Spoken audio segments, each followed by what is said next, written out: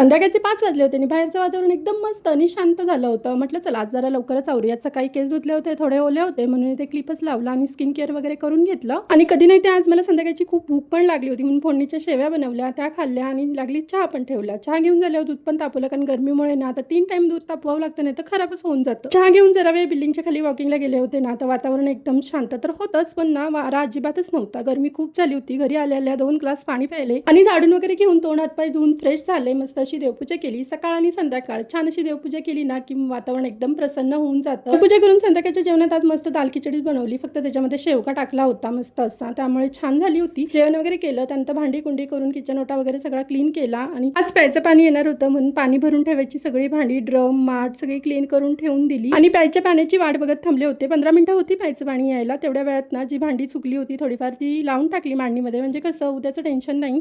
आणि तेवढ्यातच ना पाणी पण आलं मस्त असं. ड्रम माठ सगळं थंड थंड पाणी भरून ठेवलं. पाणी भरून झाल्यावर उद्या सकाळी खाण्यासाठी पाण्यात बदाम भिजत ठेवले आणि मोस्ट इम्पॉर्टंट म्हणजे शेवटी दूध तापवलं आणि एकदाशी किचन मधून बाहेर आले. इतकं जास्त गरम झालं होतं, घामाने माझी दुसरी काही जणू आंघोळच झाली होती. मग झोपायच्या आधी ना केस वगैरे व्यवस्थित विंचरले. मी तसं तर वेणी घालते नेहमी, पण ना आता गरमीमुळे वेणीऐवजी वरतीच टांगून ठेवते. केस वरती बांधले आणि चेहऱ्याला रोज वॉटर लावलं. याने ना चेहरा एकदम शांत शांत होतं, दिवसभराचा थकवा जातो. चला आता झोपते. गुड नाईट, भेटूयात उद्या. बाय.